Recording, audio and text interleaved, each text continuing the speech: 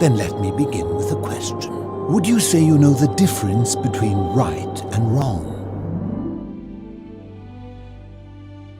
The Forgotten City isn't my usual kind of game. I tend to gravitate towards puzzle games, retro style platformers, or something that just sounds kind of interesting to try. I can't put as much time into well-written time sinks like your Fallouts or your Mass Effects, or your 50 different ports of Skyrim, so I'm just as surprised as you are that a game that started off as a mod for Skyrim, that turned into its own separate indie release, ate up a decent amount of my time last year.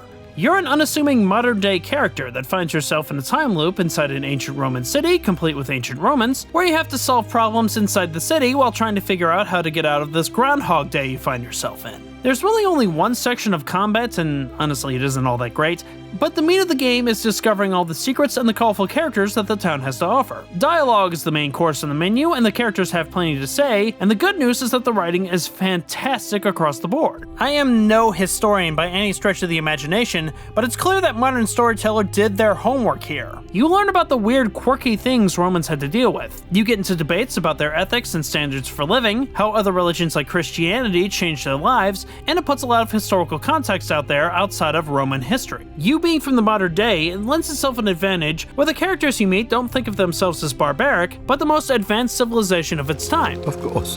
What else would we do with those prisoners of war who would otherwise have been executed? And it's not just a big history lesson either, as there's plenty of puzzles and interrogations to solve, and it's not an entirely dry, sterile world. It has a great sense of humor about its setting, and probably my favorite example comes with Sophia Roberts. She's an accomplished actress who's done VO work for the BBC, Amazon, Pepsi, and the like, someone whose voice gives historical and emotional weight to the game for its two characters that she plays, and they have her ask the question, The memes?